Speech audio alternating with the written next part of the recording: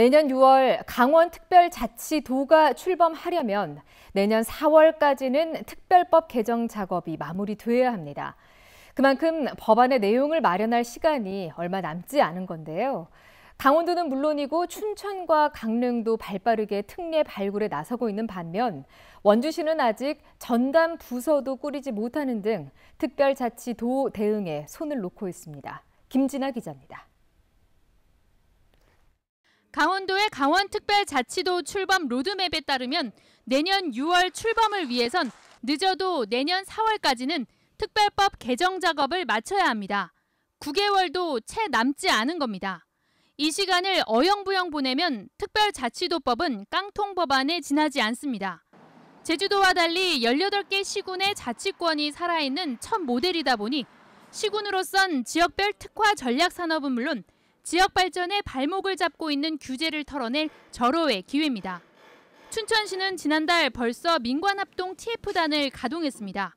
법제 등 총괄과 연구개발 특구 국가산업단지, 물환경규제 등 3개 분야로 강원대 교수와 강원연구원 연구진, 산업단지공단 강원본부, 춘천시 기업과장과 환경정책과장, 건국대 교수 등 10명으로 구성해 춘천 특성에 맞는 분야별 규제 발굴과 특례 적용 논거 개발에 나섰고 공무원을 대상으로 관련 강의도 진행합니다.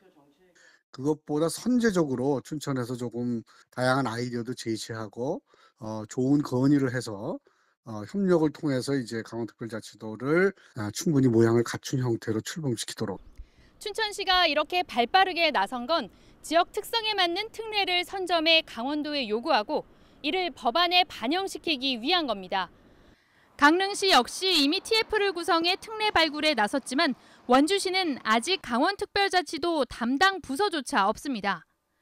9월 조직 개편 이후 10월에서야 전담팀을 운영하겠다는 건데 내년 초 법안을 구체화해 개정하려면 늦어도 너무 늦습니다. 강원도가 각 시군에 이달까지 지역별 특례를 발굴해 제출하라고 요구하고 나서야 부랴부랴 TF팀 구성에 나섰지만 민관 협의는 없고 공무원 2명이 전부입니다. 원광수 시장의 대표 공약인 삼성 반도체 공장 유치는 물론 지역 대표 산업인 의료기기와 모바일 헬스케어, 드론, 군사보호구역 제한 등 각종 분야에서 규제 완화가 필요한데 지역 특성에 맞는 특례 반영 전략 개발에 사실상 손을 놓고 있는 셈입니다. 원주시가 지금까지 관계 법령에 의해서 해결하지 못했던 수건 사업들도 많이 있고요. 특히 지역경제 활성화, 예산 배정 등 관계 법령을 개정하는데 원주시가 적극적으로 이 법안들이 반영될 수 있도록 지역 발전을 가로막던 정부의 각종 권한이 강원도로 이양되는 만큼 지역에 특화된 행재정적 특례가 반영되기 위한 발빠른 행보가 필요하다는 지적입니다. MBC 뉴스 김진아입니다.